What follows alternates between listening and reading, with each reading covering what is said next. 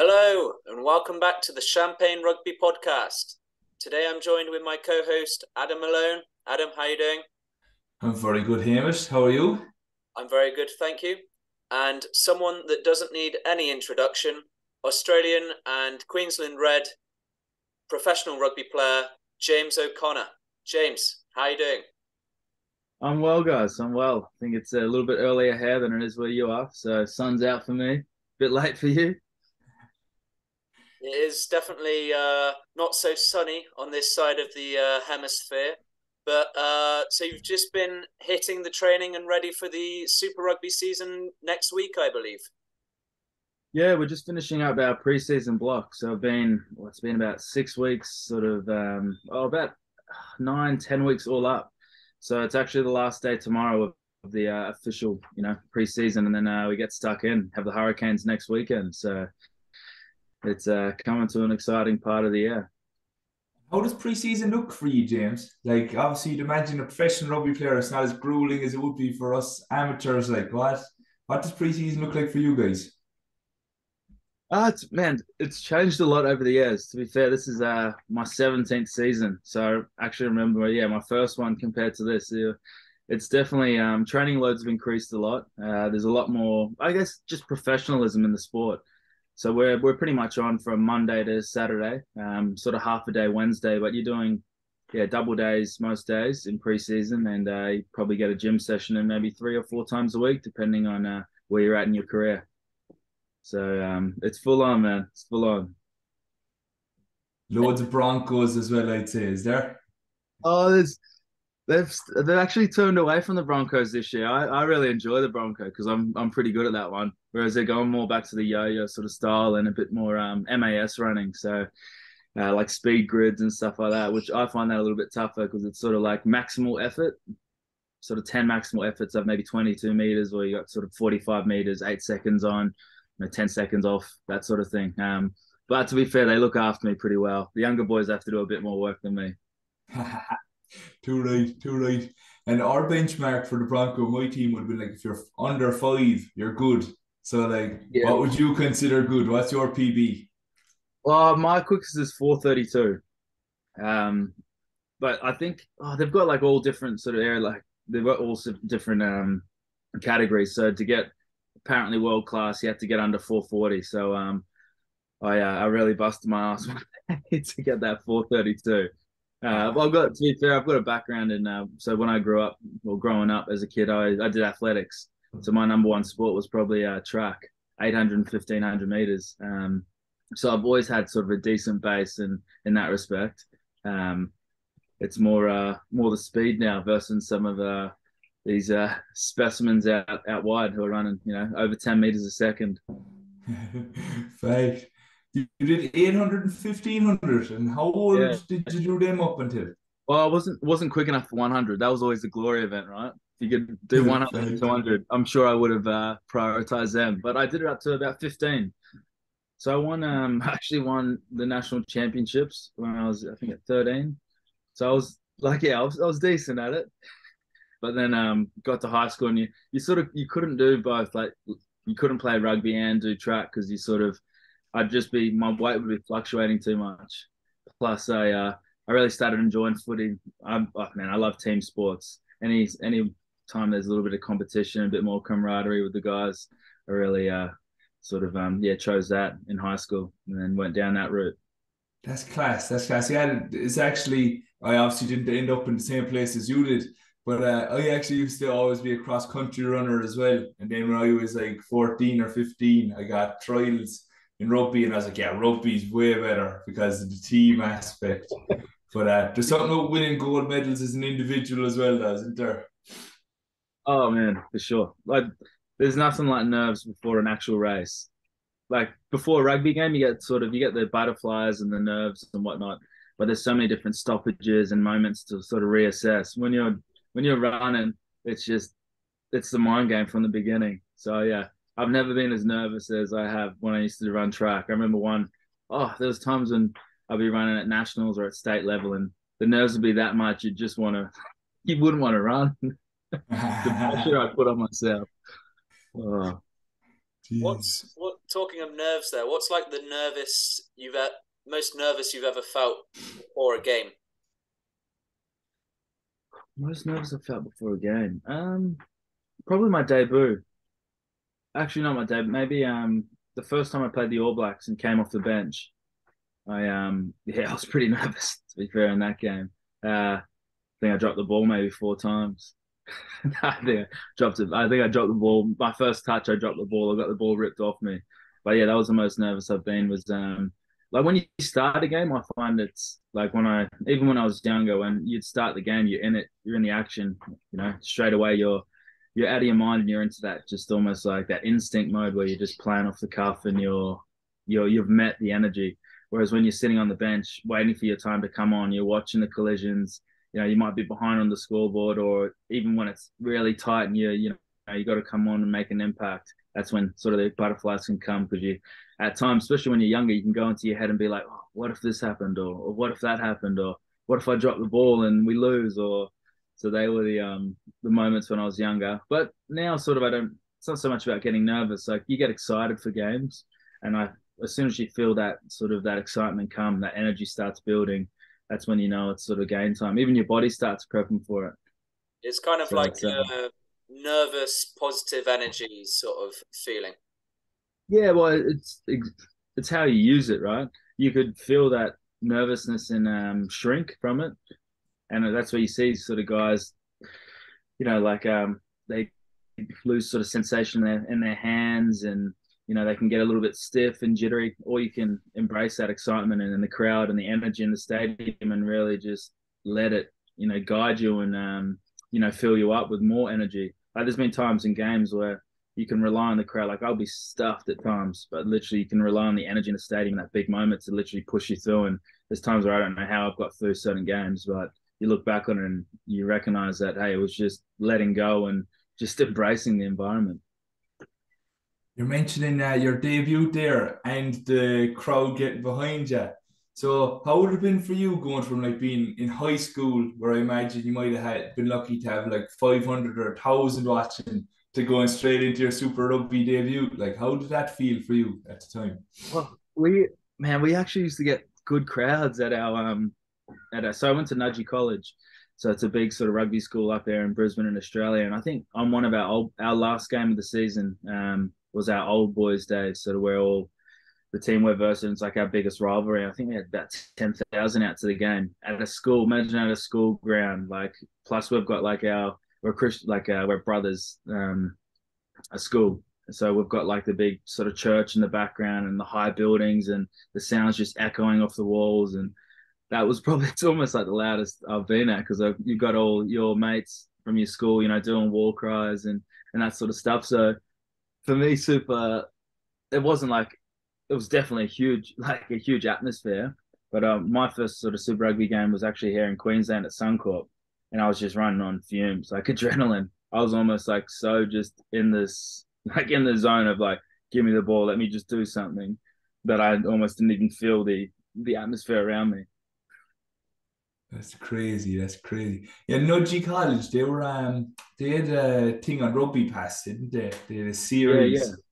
yeah, Is yeah, yeah. so similar atmosphere for you, but probably more people, was it? Yeah, yeah. Well, like normally you'd get a few, maybe 2,000 to the game. Like, it would always be full at the stand, and both schools would come, and there'd always be a decent crowd there. But for this one particular game, it was like the last one of the season, and it was against like our rival school. So like there was this story of, they wear red and black and we wear blue and white, because back in the day we're both like, Christian brothers schools. We both wanted blue and white, and we had like a game of rugby to decide on who got to wear the strip, and we won. So it's always a pretty big event. I still remember my schoolboy days there. They're, yeah, very special to me. That's That's sick. why I fell in love with Union. That's sick. And who would have been on your team then in school? I had a playing professional rugby. Joe Tamane. Oh yeah. He played on my school team. Dom Shipley played as well. Nicky Price. We had quite a few guys. Stefano Hunt, Matthew Murphy. Had about, I think, 5 guys going to play Super, Jeez. all like Joe Tamain professional. was actually on the podcast, episode 3. Episode Oh, three you is have? our third ever guest, yeah. So you're the Nice. second nudgy man we have. There we go, man. Good stock, eh? Hey. What was it like facing the hacker for the first time? Yeah. Well, I spent about 6 years of my life in New Zealand. Both my mum and dad were born in New Zealand. So when I was 5, I moved over there. So like I know, well, I know two versions of the haka. Like I went to school there, I learned it. I speak a little bit of Māori. So facing it for me was yeah exciting because I know what it's about. It's throwing down a challenge. So for me, I just like always you pick sort of someone out in the opposition team. Don't look at one of their big scary dudes. Find the other little white boy in the team and stare him down. Um, but it was oh man, it's incredible. It really sets the scene. It's a huge energetic boost. I think for both of them, they're getting pumped up, but we're like when we're watching that, when we're responding to that, we know it's war, we know it's going to be battle. So any last little moments of hesitation, there straight away smacked out because you know it's coming for you from second one after that ucker, yeah, after they throw that down. And did you ever imagine that you would have been one of the people doing the haka? Or were you always going to play for Australia? Oh yeah, I always wanted to play for Australia. Me and my brothers spoke about this. So my little brother and I, even when we went to school over in New Zealand, we wouldn't sing the national anthem. 5 and 7 year old, 4 and 6 year old refused not refusing to sing the anthem, but we're just like, look, we're Aussie. I actually had a South African mate at my school as well in New Zealand, and he was sort of the same. Like eventually, we like obviously I know the New Zealand national anthem. Eventually, we caved in, but I remember even from a young age, I was like, look, I'm Australian, and that's where my loyalties lie. And isn't there something crazy like weren't you eligible for South Africa as well? Yeah, my mum's side of the family is well, her parents are South African, so I've got yeah some decent rugby stock in my blood. Yeah. Yeah, there's still have yeah family over there. Well, most of my family's in New Zealand. Got a few out here in Oz, and like my immediate family's in Oz, but I got a few cousins in Oz as well, and then some over in South Africa. So there's a few of us floating around everywhere. Ireland weren't good enough to get a look in, nah?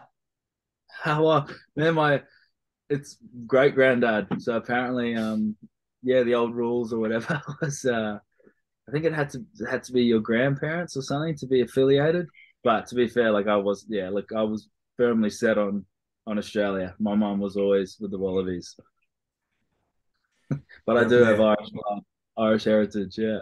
We'll claim you, now. We'll claim you. If you had to choose a nationality that wasn't if you had to choose a Northern Hemisphere team to play for, who would you choose to play for? Ireland, Ireland for sure. Yeah. But if Hamish asked you that question before Ireland beat France, what would your answer have been then? I mean, I love my time in France, but I'm definitely not a Frenchie. You speak a bit of I French think though, right? Yeah, well, you sort of had to. Like, I spent 3 years in Toulon, so when I first moved over there, I didn't speak, yeah, a word of French. And in the town I lived in Toulon, like, there wasn't too much English going around, unless, like, every now and again, there might be someone at the local store who could speak a little bit of English. But yeah, you had to learn pretty quick, smart. Yeah. So I just started corresponding with the guys on my team and had a few friends outside of rugby over there that were French, and then even like to this day now, like when I speak with them, they make sure we're speaking in French so I don't lose it. It's actually surprising. I remember more now than I did. I speak better French now than I did when I was actually living over there. It's funny when that happens, isn't it? Oh man, Yeah. like so I went on a holiday recently, probably about 2 months ago, to Bali, and hung out with a friend of mine, a French mate of mine, for a couple of days over there, and we were speaking French for a whole day, and then I started dreaming in French again, and that's pretty incredible. And man, in my dreams, I'm bloody fluent. I'm just beautiful French in my dreams. John Baptiste O'Connor, is it? Yeah, something like Yeah, and how did that come about? Because you were in London Irish prior to that, weren't you? So you went from Australia. It was kind of around 2012, wasn't it? 2011 was that Bledisloe match, wasn't it, in Hong Kong? Then you kind of Yeah, went yeah. London Irish, then France. How did that all come about? Well, I've played in the British and Irish Lions in 2000, it was actually 2013, and then after that one, yeah, I got in a bit of trouble in Australia, and it was sort of time for me to just spread my wings a little bit. So I ended up going over to London Irish and finished the season out there. Played 9 months over there, which was awesome. Lived in Richmond, and it was a cool experience playing in the Premiership. But my mind, like my heart, was always like I wanted to experience France. I'd been speaking to a few French teams probably a couple of years earlier, maybe from 2010, just to go over there and yeah explore. And I'd seen what some of the like some of the guys who I looked up to, like Johnny Wilkinson was playing over there, like someone I'd played with before, Matt Gidder was playing over there and playing really well, and then another friend of mine, Drew Mitchell, had just sort of gone over there. So it was sort of I felt at that sort of stage in my career like I was sort of spinning my wheels in Australia, but also I really wanted to just go and experience a new type of footy. And I'd heard so much about the French style, the rugby, French flair. So I was like, hey, I'll go over there and give it a go.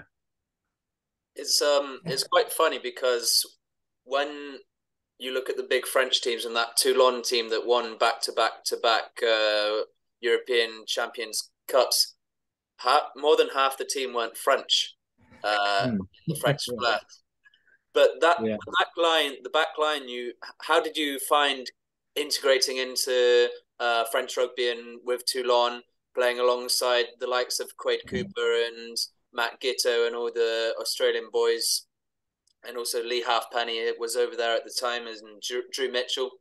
How was that coming into the star-studded squad as well as yourself joining in there? Well, to be fair, it was very like it was very easy.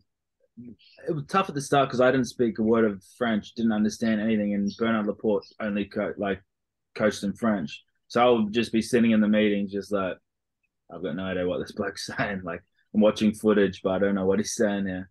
But to be fair, there was guys who could, like Matt, could speak French, and he would translate for us. And there was a translator as well. But you had I think that we had two like literally 40 international players in that squad. We had two like full international teams on the training paddock. When we did 15 on 15, there was times where there was international players who couldn't even get on the training field.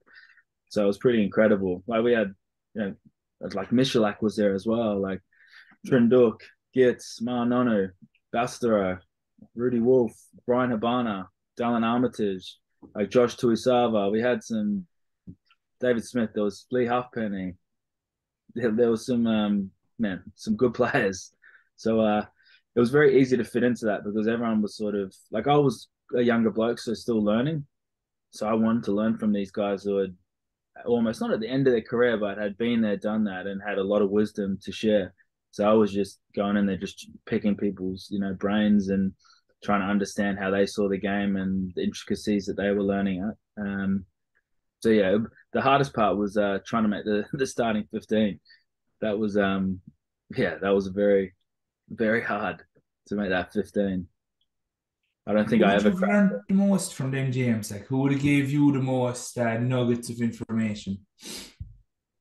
like it's hard to put to one person because at that stage in my career as well, I was playing 15, I was playing center, played a bit of 10, played on the wing. So I was literally picking up ideas from everyone. Um, like outside backs, Dallin Armitage and Drew, I learned a lot from. Like inside backs, probably the most was Gitz and Ma.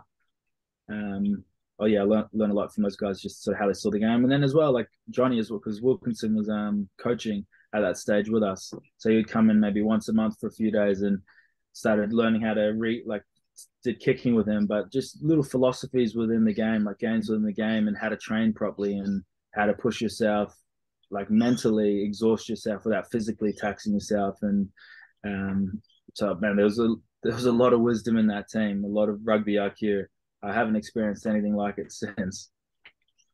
What does that look like? Mentally exhausting yourself or physically exhausting yourself? Like, what would you do to get to that level? Like, Oh man, like Okay, to put it really simply, like if you're kicking at a goalpost, everyone thinks you're just trying to get it through the goalpost, but really we've got a target, not even the black dot. There might be a scoring system of just outside the post, the post, hair there. So it's like even when you're getting it, you might still be missing. So there's little targets. It's the same as like when you're passing or when you're breaking down like your footwork or your ball playing.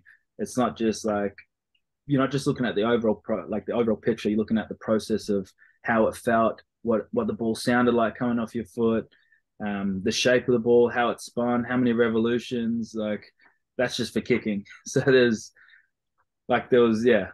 So you're constantly training your mind so to the point where I could kick the ball and feel where it was going to go. If it was half off this way, half off that way, how low it was, how high it was, the spin of it, how far it's gone, just from like the feel of the ball, let alone the sound. And so that's what I wasn't anywhere close to that when I first went there, but that's sort of what I started to learn. And then I took that to the next level and I started working with a guy called Dave Aldred, which then Yeah, developed a little bit further. And so yeah, that's sort of the game within the game. Is it's not just the outcome, it's a process. And it's even before you've seen or heard, it's the feeling of something, and then you can yeah, go into visualization and even the steps before that, being able to train without training, being able to just be sitting here while you're training, going into your mind, coming up with shapes, coming up with plays. Yeah, it was tough when I first started, but now it can be a fun game because hey, who yeah. wants to train in 40-degree heat all the time for 3 hours? It's better than training in the snow, though. Right, yeah. I mean, I spent 2 years in sail, and that was one of the toughest things I've done. Not because the training was that hard. Like it was tough training, good training, but just because every session was bloody rained. Even if it wasn't raining, you're running out onto the field, starts pouring. I started my season there wearing full skins, full trackies, top skins, jumper, jacket, and then by the end of it, they'd turn me into a northerner, and I'd just wear my shorts and jersey. But man, that was something. So yeah, I shouldn't complain because I choose the sun over the rain 90% of the time. And that would have been with the Steve Diamond there, was it? Yeah, With yeah, Sale. yeah. And how is it going with Steve and everything over in Sale? Because I've heard he's a really good one-on-one coach and really brings out the best out of his players. Oh, I love Steve. I thought he was great. And for me at this time in my life where I was coming off I was rebuilding my life and my career, and Steve was the perfect guy to help me transition with that. He was tough, but he was fair. He pushed you, but he'd pull you in tight. He supported you. He was really not like a mentor, but he I had a lot of trust for him. Yeah, I had a lot of trust, and he allowed me to do things that a lot of other owners and coaches wouldn't allow because I was going on training camps.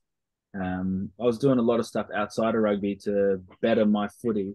And lots of, I guess, I've been involved in programs where guys can get a bit, itchy when you're leaving the team environment to better yourself because they want to be controlling, they want to be on top of like all your athletic performance. Whereas Steve was just, he had a lot of trust, and I repaid that trust. Well, I hope I did. I did it as best as I could, and yeah, I thought he built a really good environment. I really enjoyed playing under him. So James, can you elaborate on that a small bit, the training camps? Like what type of training camps would you go on that other players wouldn't have? Well, I just had ankle surgery. I had ankle surgery.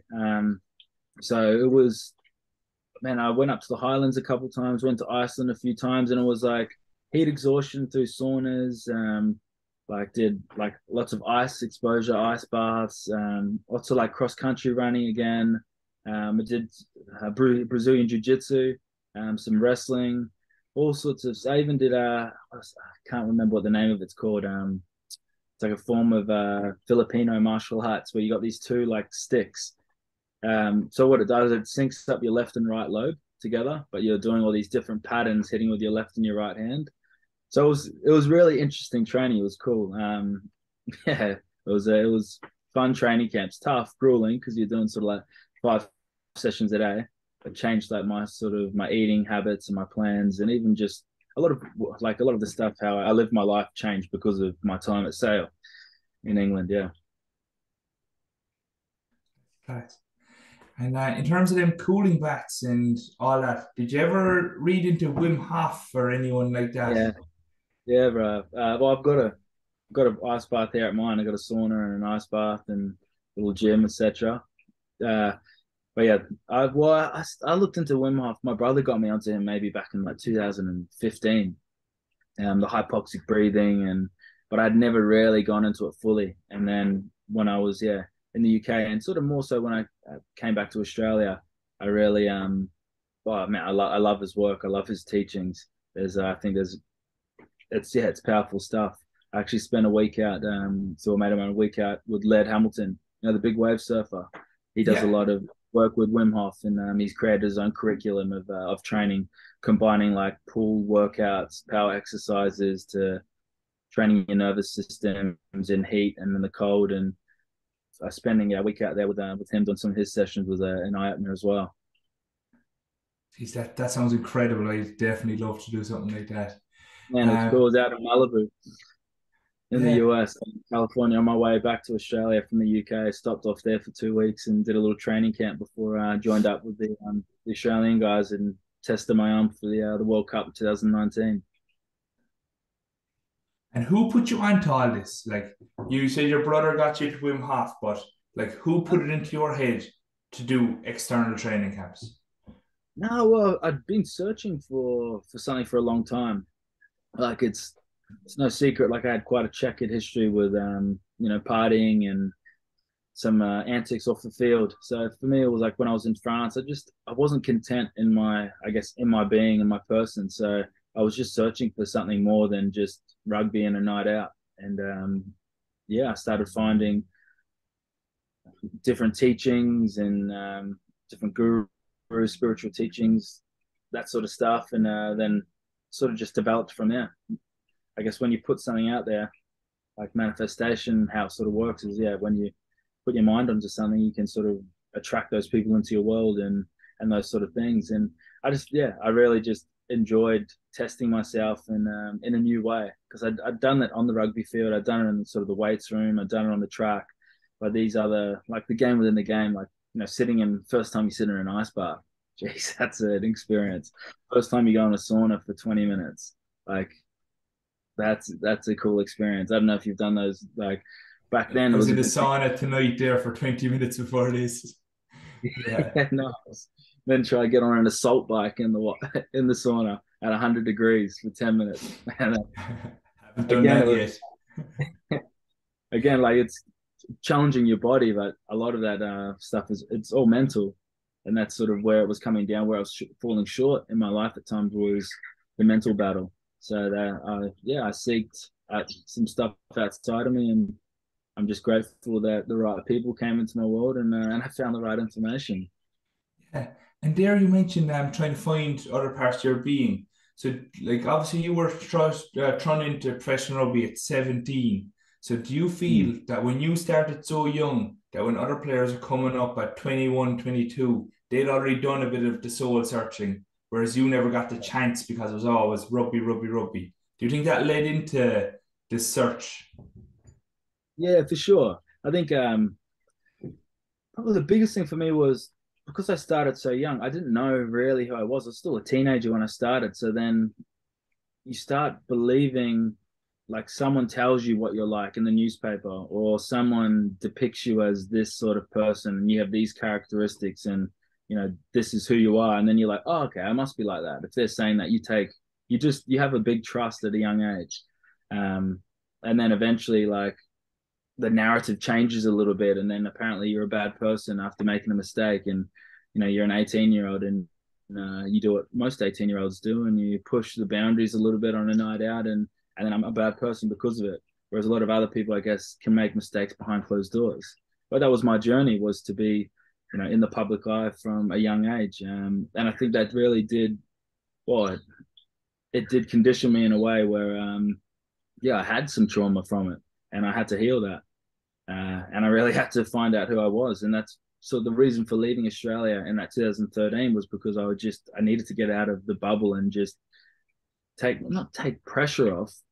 Well, it was pressure I was putting on myself because I was so involved in like what this person said about me, or this person said I had a terrible game. I'm like, well, what does he know about rugby? Because he played at the top level, and then he's telling me about my character as well because he saw me tell one of my own teammates to piss off on the field. I'm like, you're in the heat of the battle, like that sort of stuff happens. But again, like I believed all this stuff, and I was just quite well, man. At a young age, you can be quite vulnerable. So when you don't have that, I guess, that deep belief in yourself anymore and in who you are, and then you're playing all these different characters to fulfill, I guess, the need in someone else. Like I was wheeled out a lot of times to, businessmen. To I was a poster boy for this thing, for that thing. I was doing this, I was doing that. So eventually, I was confused with who I was, and I was always doing something. Like I was always either playing footy or going out or hanging out with the guys, playing rugby away, playing FIFA. I never actually spent too much time on my own, which didn't help either. Because then when I was on my own, I was like, "Geez, got to deal with these thoughts that are coming in that I don't like. I better go busy myself again." Yeah, and like, was there any mental skills coach there at the time in any of your clubs or for the Wallabies, or was that not a facility you had at the time? Like, there's guys that were around. Like you can always seek it. If again, like if you want help, you can always put your hand up and ask for it. But I didn't think like I was like, hey, I'm playing at the Wallabies at 18. Who's this guy going to help me? Like, plus I Yeah, didn't want anyone to know as well too. Like it's that sort of that stigma again that if you put your hand up and say you're not okay, like does your world come crumbling down? Or even if you admit that you're not okay, then you've admitted it to yourself. Then you have to do something about it. So I was just living in denial. It was quite a vicious cycle. Um, but yeah, it worked for a while until it didn't. yeah, yeah. Did you Um, did you have any players or coaches or someone that you could talk to like during this time, or did you have any mentors between the ages of like 18 and then playing for the Wallabies? Like who were people you looked up to or mentors that kind of helped you through that transition phase?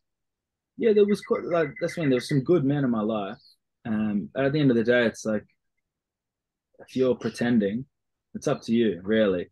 So like I had enough good people around me um, to figure things out earlier. But again, it's everyone's journey is different. Took it took me to go overseas and to hit rock bottom a few times and fail a few times to fully just take ownership of my world and my life. It wasn't like there wasn't the right people around because there's always the right people around.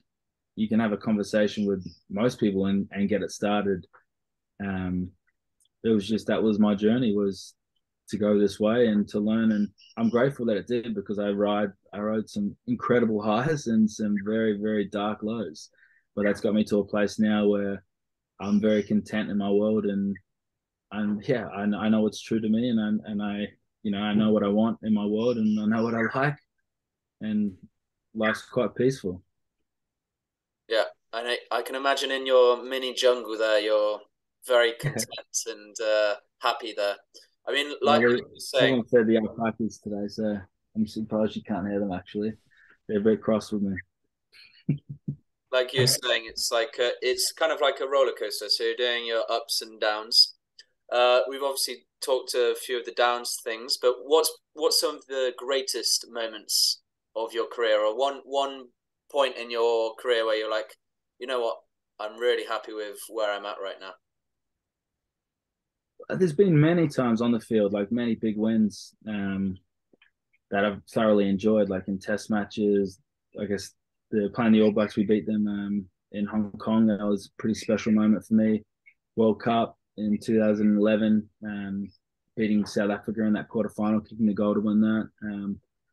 Coming back to Australia and making the World Cup squad when you know, from all accounts, I was down and out and yeah, wouldn't be able to come back and do it. And, I got myself to a place where I was capable of playing at international level again and was involved in the 2019 World Cup. Again, beating the All Blacks in Perth was pretty special.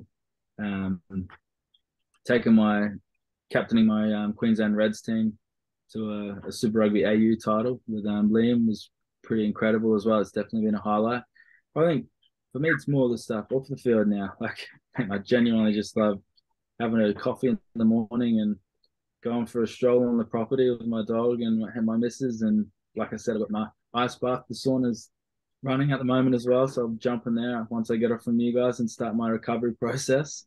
Um, and yeah, it's literally just being around the guys as well, to be fair. Like we've got a great group at the Reds, and there's guys on the team that I just genuinely enjoy being around. I love them for who they are. We've got some great characters, and then there's the element of playing. Hey, like I don't love training. I enjoy it because again, it's that mental battle. And love getting in the gym and pushing myself. Love like expressing myself on the field, but it's the playing that I really enjoy. It's going out there. You know, there's 23 of you and there's 23 of them. It's you're just literally responding to stimulus, and it's like anything can happen out there on the field. And I really enjoy that, just that challenge of every week. There's a place and a time where I get to turn up and put it all out there on the line, and then it's almost wiped clean again the next day.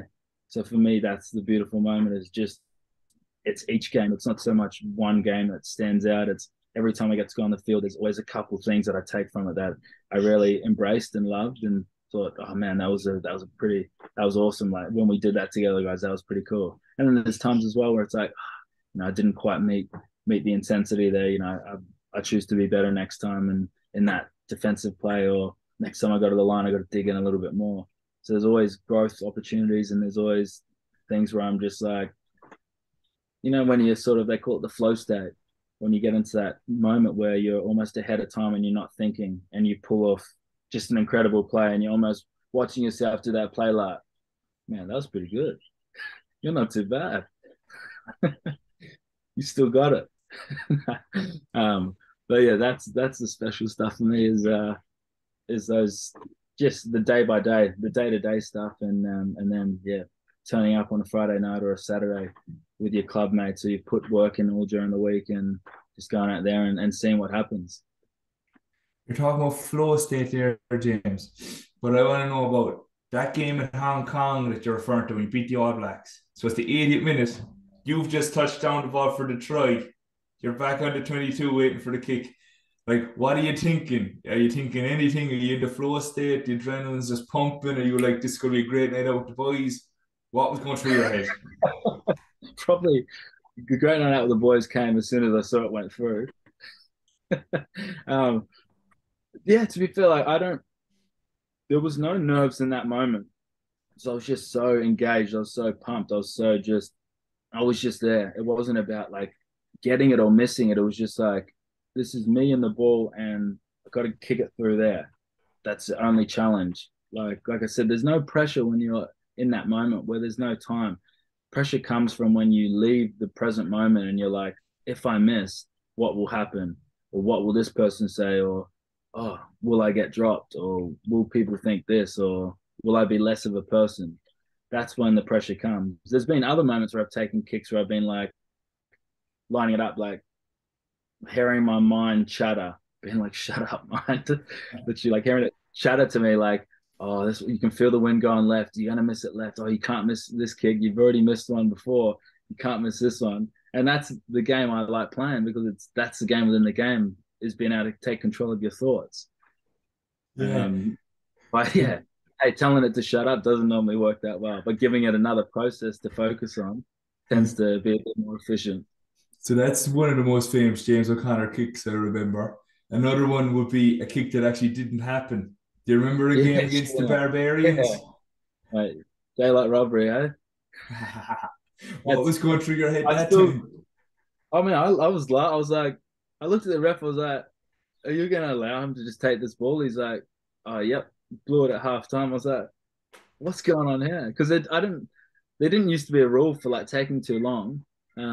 But he claimed that I'd started my run up already because I used to do this little like jig and then turn my shoulder over to switch my core on.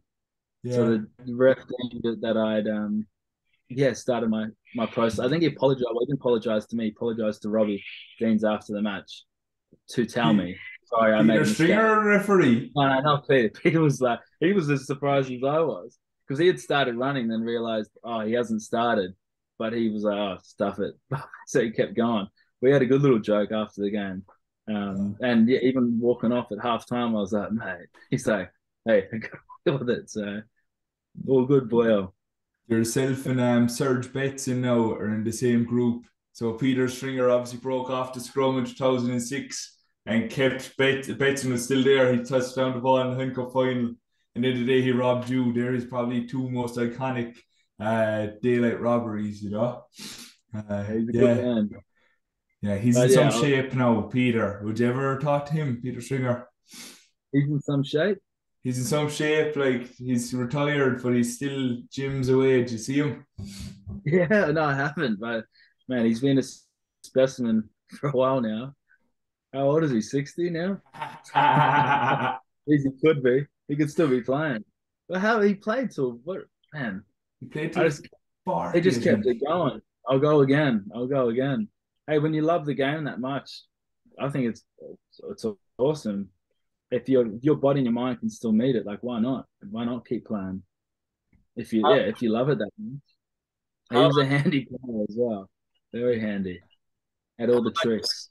how about yourself there, James? How do you see your? I'm guessing your what's your hopes and dreams for the upcoming World Cup, and what sort of your plans for after the World Cup? Yeah, like obviously I'd love to be a part of the World Cup. That's it's a huge, yeah, a big goal of mine. That's not something I've sort of I guess I got dropped from the Wallabies last year, and that was a huge moment in my life where I just reevaluated a lot of things and realized that for a few years, rugby had not rugby, but maybe playing with the Wallabies had defined a big part of my life, which I thought hadn't. Um, so yeah, it was a very as much as a huge event in my life. It was also a very empowering event where now I'm in a place where I don't need it. You know, I would love to play in the World Cup and I'd love to represent Australia because that's my dream and that's my goal and I want to play at the top level. But it's not something where it's like if I didn't make it, it would break me because I feel like I've been through that heartache now and also I'm just in a place where like I told you I just really enjoy playing rugby. It's not about me.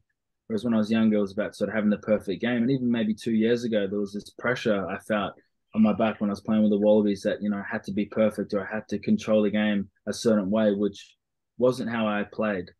I was trying to adapt the way I played to suit another person's coaching style and game plan, and also just what I thought I needed to be in this team. And it really didn't suit the way I played. And I think it showed on the field that I wasn't getting into that. I wasn't putting myself in those positions where I was just literally responding and playing off the cuff and really in the game. I was sort of sitting back and watching, and there was still moments where I would engage and play some good footy and etc. But I wasn't my full self. It wasn't what I love to do. And after what happened last year, I'm just sort of in a position now where I just want to play, and whatever happens, happens. And I know if I'm playing good footy and the Reds do well, then maybe I'll get the phone call from Eddie. Yeah. But if not, maybe another stage of my life begins, or yeah, we'll wait and see. And what's your thoughts on Eddie Jones taking over the helm for Australia once again? I think he's a tried and tested coach. Now he's been there, he's done that, and in his own right, he's a powerful man and character. Yeah, I can already see what he's doing for Australian rugby now. He's bringing a lot of energy, and there's a lot of people sort of getting behind us. It's a critical time in our game as well. We'd suffered for a couple of years, and now we've got sort of this World Cup. We've got the Lions coming. We've got a World Cup in Australia. It's a I'm feeling like it's going to be another golden era in Australia. There's a lot of young guys coming through. Really, have really been coached well, so their fundamentals are good. Like I got some young guys at the Reds who are coming through in the 10 position and the center position, and they're very handy football players. So I think the state of the game is going to be in good hands under Eddie, and with these young kids coming through, well, young men coming through. They're talented, but I'm really seeing almost a shift in mentality where they're turning up and they want to better themselves and they really want to improve and work hard. Whereas for a while I'd sort of seen guys just sort of coasting. Yeah. Do you kind of see a difference in mindset in the younger players that are coming through compared to when you were younger and coming through and playing at all? So in that sort of sense.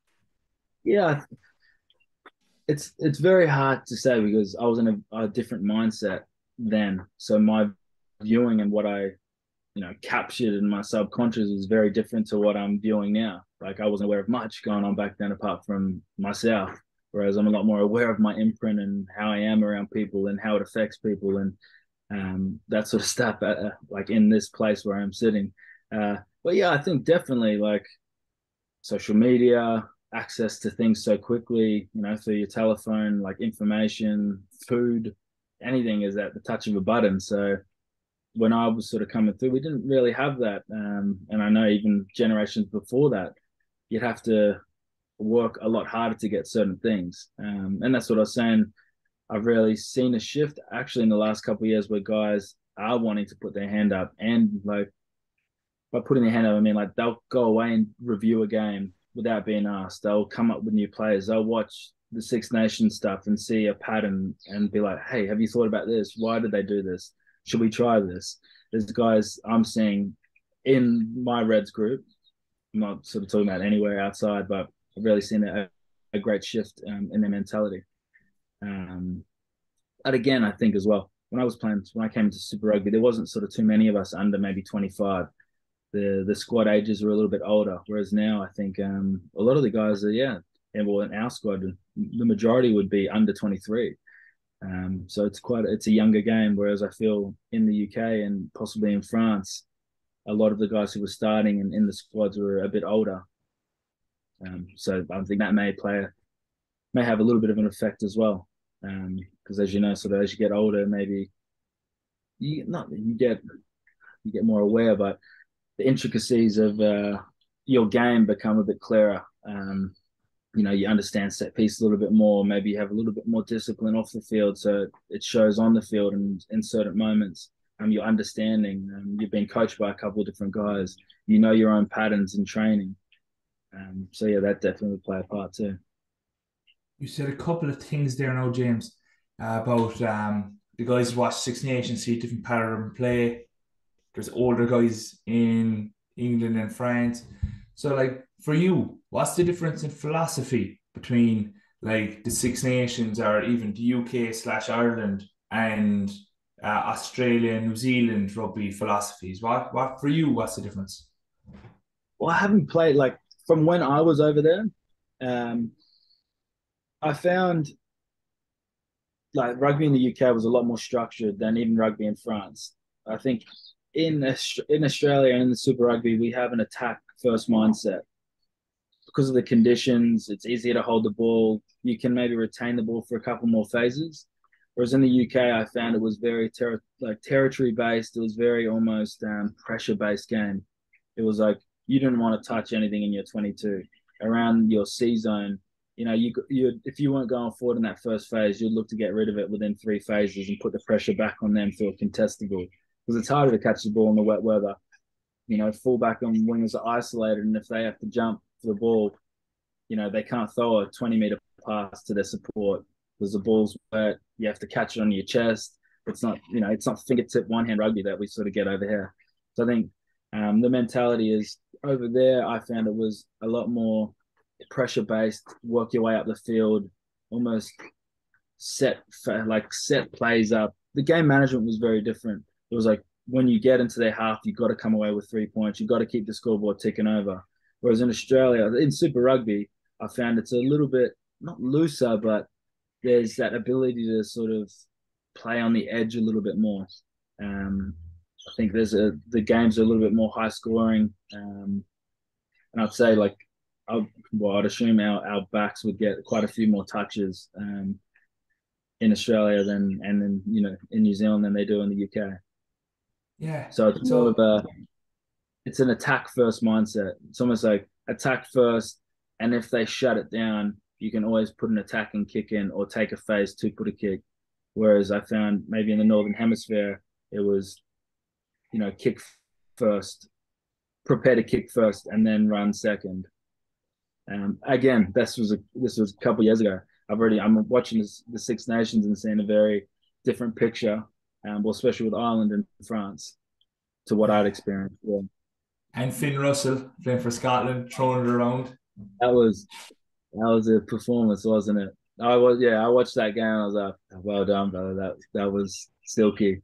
I just had everything. Took the line on well. You can see he's just playing with a spring in his step, and he knows his game so well, and he knows his teammates, and he's having fun out there, which is cool to see.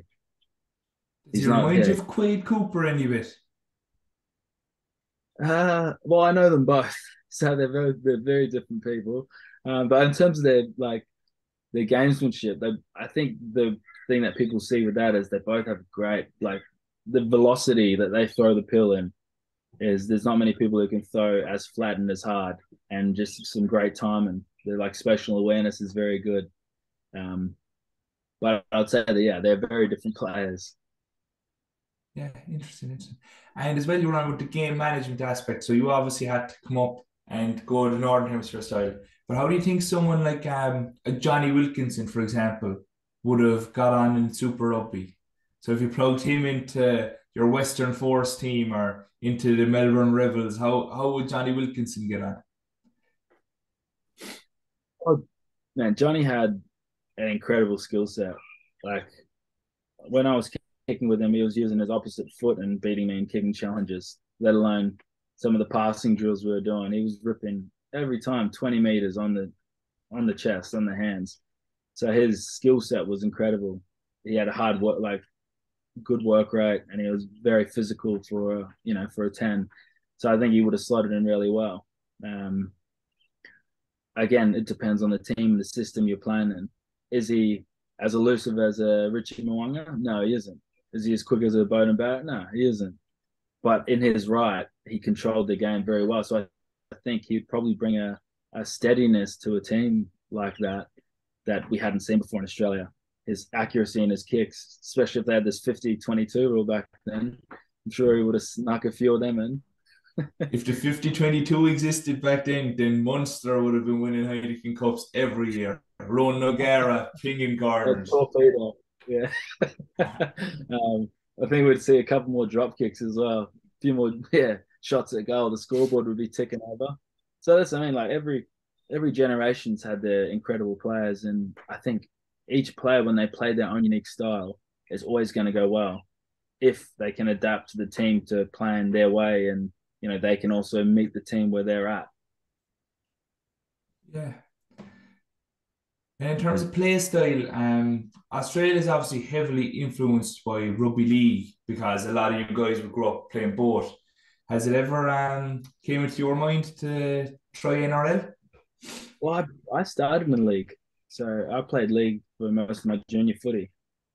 Um, and I was actually signed with Parramatta Eels out of school, and then literally just made the decision. And lucky enough, they actually released me from my contract to be able to go play union. And then when I was around the time I was going to London Irish, I was pretty close to signing with the Melbourne Storm.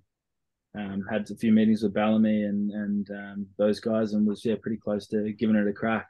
But my heart was always in union. I felt like I had unfinished business, and there was just things I wanted to travel the world and play in a lot of different countries. And in hindsight, like man, I would have loved to have played a season or two of league. It was brutal, and like the the level of detail they have, like they've really mastered certain elements of the game. But the thing I love about rugby is you don't know what the defense is going to put up. You don't know how many people are going to fold. You don't know how long someone's going to hold the ball for.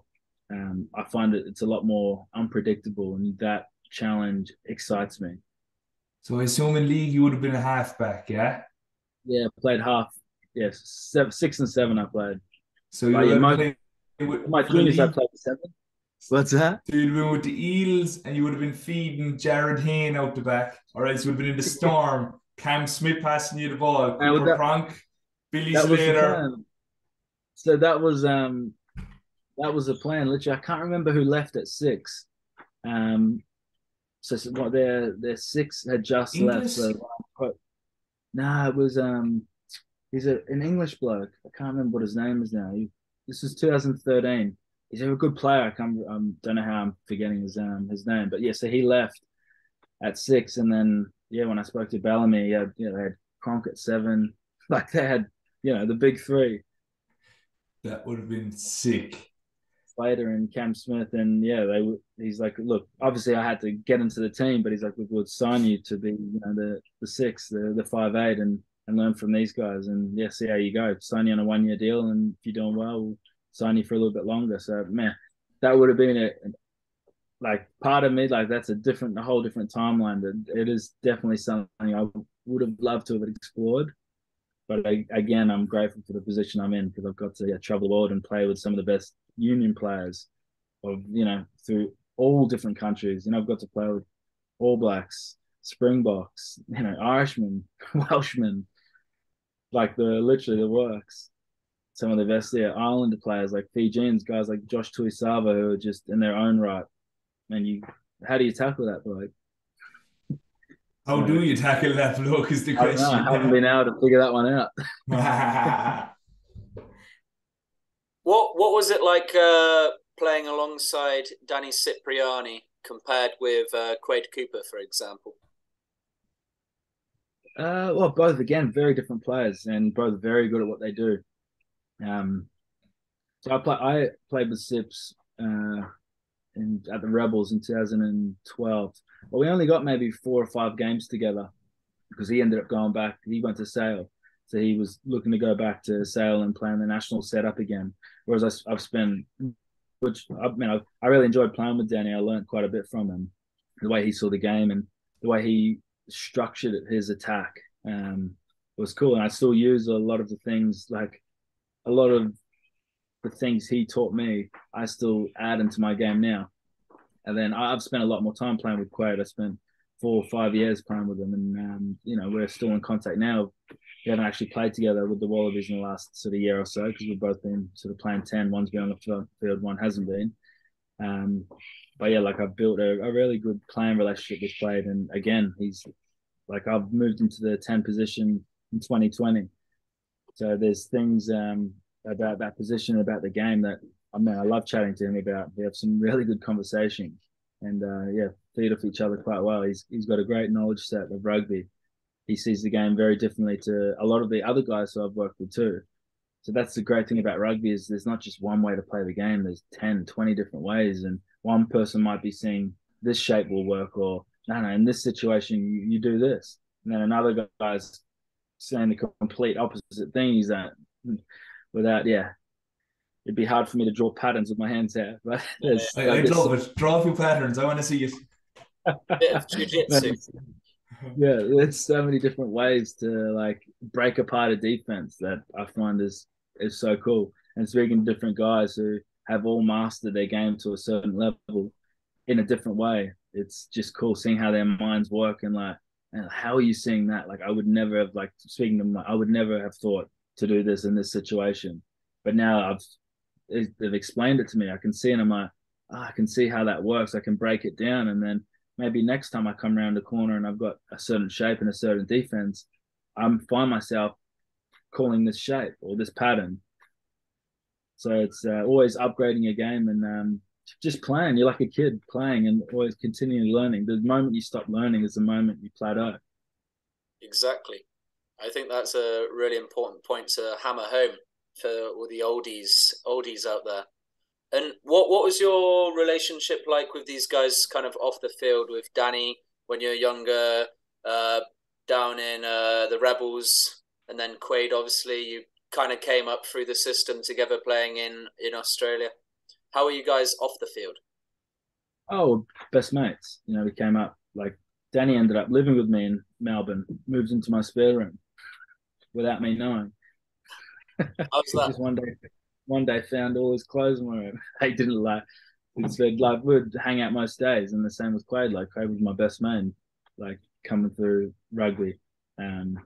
We spent so much time together. When you're in Wallaby camp, you're literally living with your teammates. And so yeah, him, and Curtly would room all the time. That was our. Yeah, they were my roommates for 6 months of the year, and then the other 6 months of the year when we were in Super Rugby, we were always catching up, whether I was flying to Queensland or he was coming to Melbourne, or so.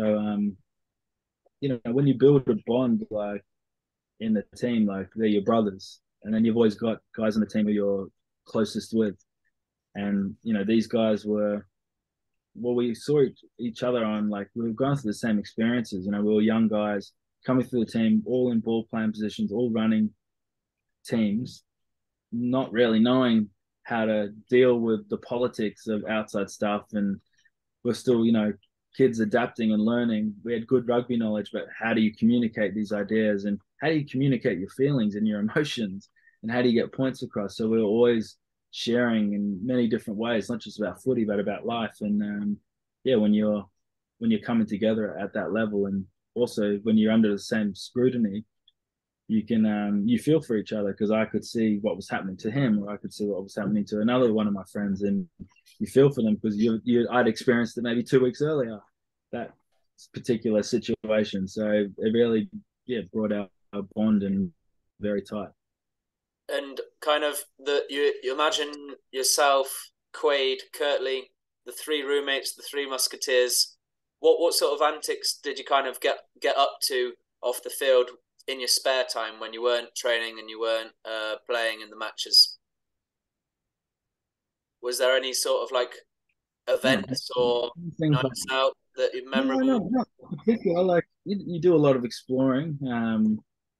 Like especially when you're on spring tours, you're just checking out the cities, walking through. Like at that stage, well, Quade loves his fashion, so we'd always be shopping for the coolest jacket or whatnot. And well, man, a lot of the time it's just hanging out in the room and hanging out with the guys, going for coffees.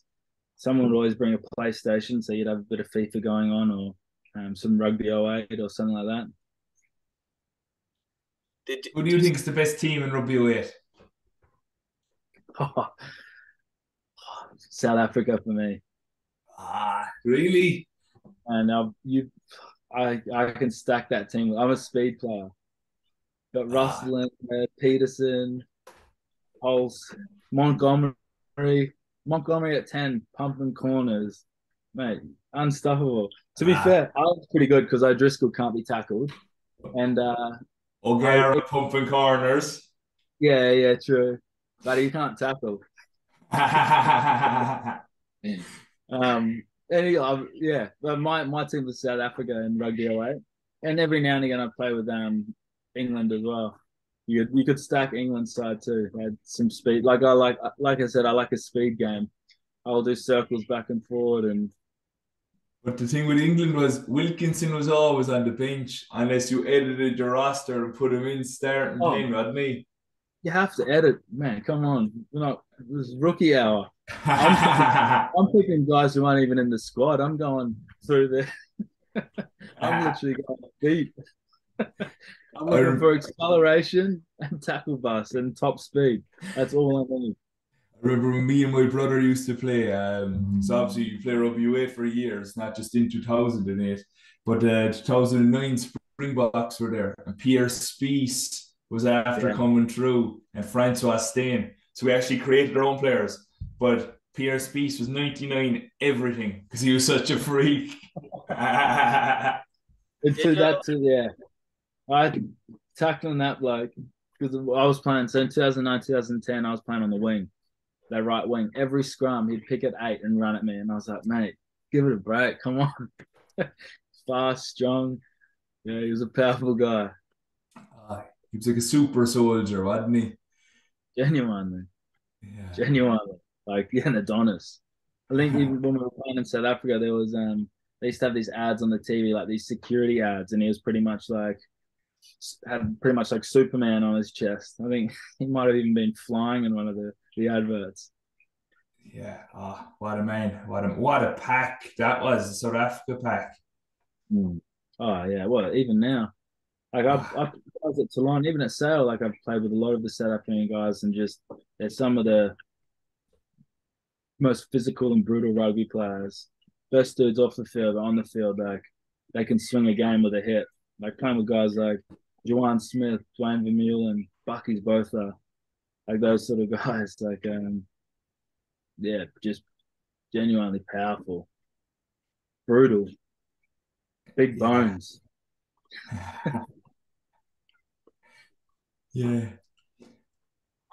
And you mentioned a while ago as well, actually, something that interested me. You're on about the different ways of seeing the game and the philosophies. So, like, you're someone who's played 10, 12, 13, wing, fullback, all at every level, really, but obviously a lot at international. Like, how do you see the game? I know now you're playing 10, but what do you see as your best position on the pitch?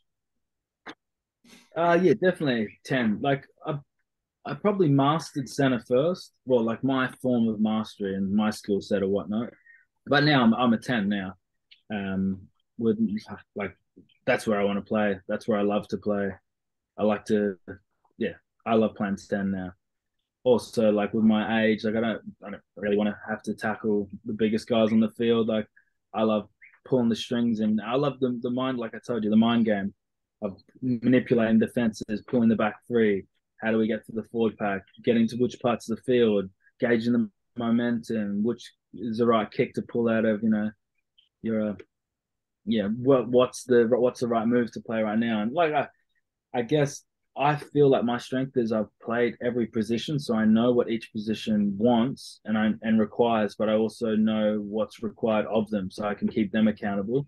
Um, and also like I want to feed them the best ball possible, so that they can showcase what they can do. And like again, we've got guys in the Reds team in all different positions who have amazing skill sets. We've got some really good footballers, not just athletes, but rugby players in our team. So there's guys who I want to get the ball to in certain parts of the field or certain, areas because this is what they're good at. This line or this out ball or getting the arm free on the left side of the field, or they got a left foot kick, or they skip on the right side. Like just little intricacies of the game that breaking down. So the way I play 10 is quite different to the way a lot of your traditional tens play in the UK and Yeah. well all through Europe.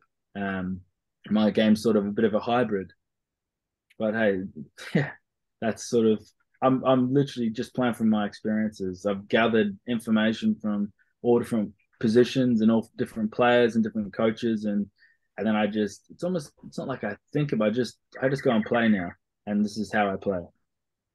Yeah. And do you feel guys are more susceptible to your feedback or your criticisms because they know you've done what you're telling them to do? I think so. I'd like to think so as well. Like I hold myself to a standard where like I'm very hard on myself too. So I'm not asking something of anyone else that I haven't done or I'm not doing. And at the same time, like I'm not judging my players, like my teammates. If someone's consistently doing something that's falling out of shape or detrimental to the group, then I'll have a word to them.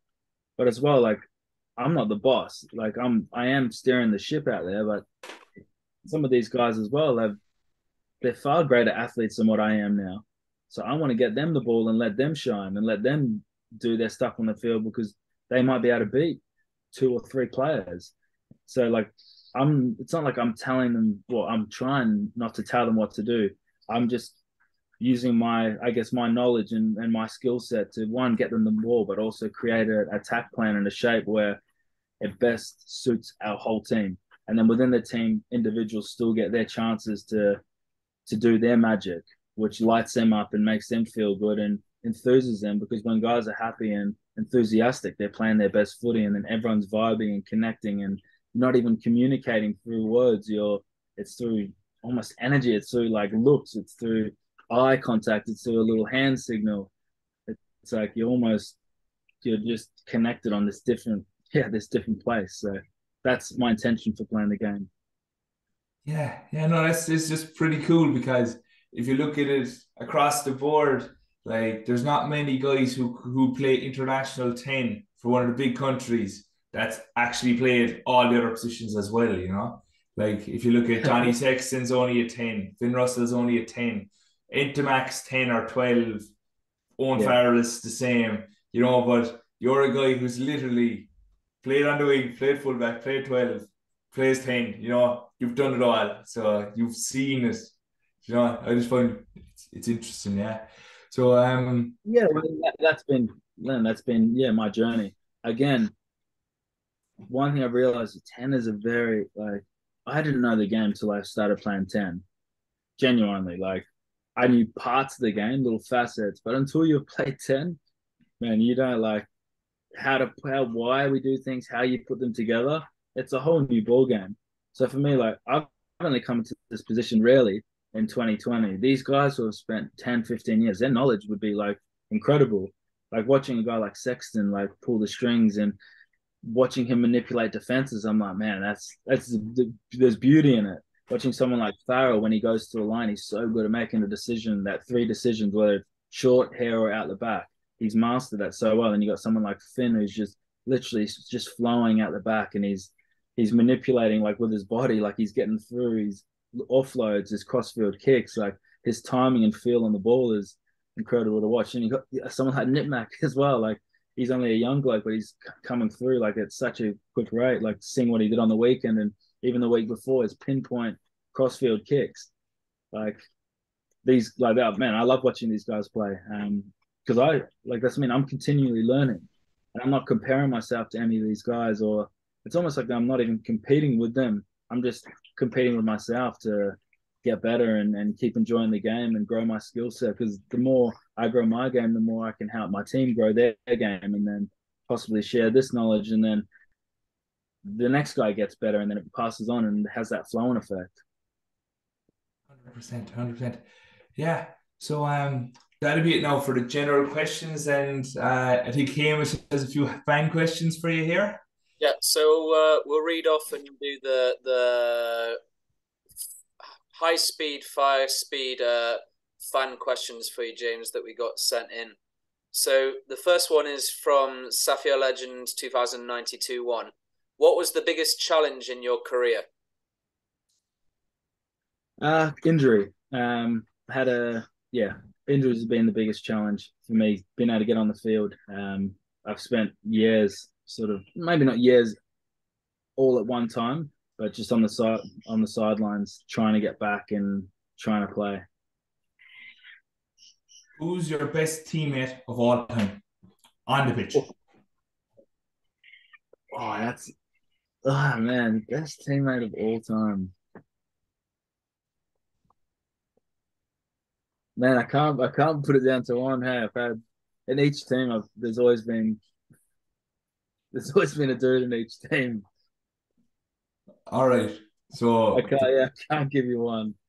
the best player in the 2015 Australia Rugby World Cup squad. Well, I wasn't in that squad, so but um, the fact my favorite like the guys who I've learnt most from would probably be yeah the guys who I loved playing with were Quaid, Drew Mitchell, Gitz, and Ma. Those four guys have probably been and KB. Those five guys have been my because I was in an era like when I was younger and that's been the funnest time that I've played rugby. Um, was yeah back in that 2000 sort of around that 2010 time for me was yeah I just thought in that Wallaby squad it was incredible and I loved playing with those guys. Yeah. The next one is from Will. He asks, what is the toughest moment in your career and why? Toughest moments. Well, again, like injury is probably for most guys injury, but maybe for me the toughest was when I left Australia, then trying to get back. So I spent sort of 5, 6 years overseas. Really, I only wanted to spend 3 years, but I couldn't get a contract back in Australia. One because injury, one because I had a reputation where people thought I wasn't a good egg, and three, I'd lost my like I wasn't playing the best footy I could play because I'd lost certain elements of discipline and my lifestyle away from rugby wasn't conducive to being like a top professional athlete. So it was the mental battle of getting my life back in order so I could play rugby at the top level. This question is from Josh. If you're captain of the Barbarians team, what's your backline? Captain of the Barbarians. Okay. Well, there's guys I'd love to play with. So nine, I'd probably put DuPont. Put myself at 10. 12. Who do I put at 12?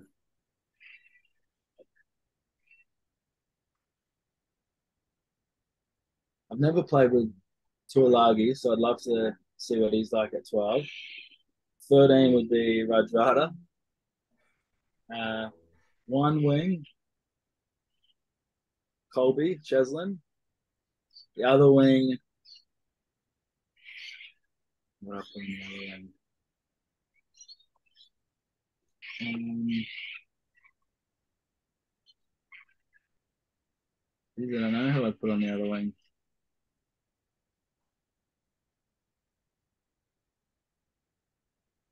Yeah, I'm stumped at this one. Okay, hold up.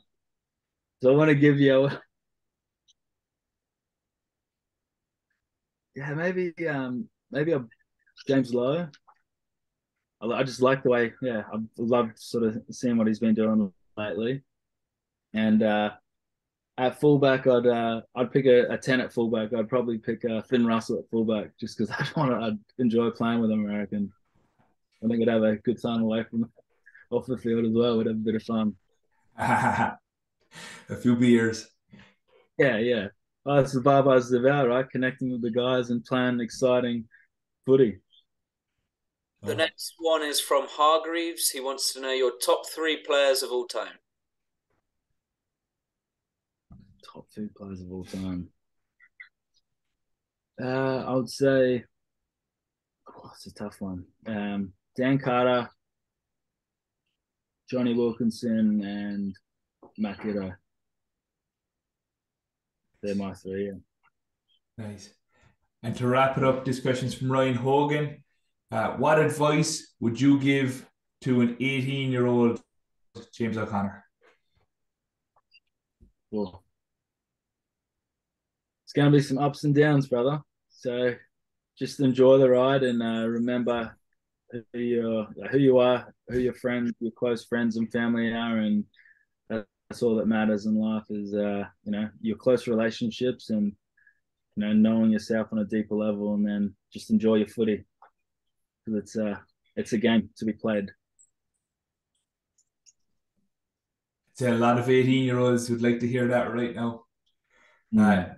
James, it's been a pleasure. Thanks very much for coming on here on the Champagne Rugby Pod. And if anyone wants to reach you on the socials, where can they see you? James O'Connor 832. That's my Wallaby number 832. 832nd Wallaby. It's got that one. Nice. It's my pride and joy, that one. But yeah, been a pleasure, guys. Appreciate your time. It's been a good An chat. absolute pleasure. Thank you very much for coming on the podcast. We appreciate your time. Cool. You guys, yeah. Probably what time is it over there? 11 p.m.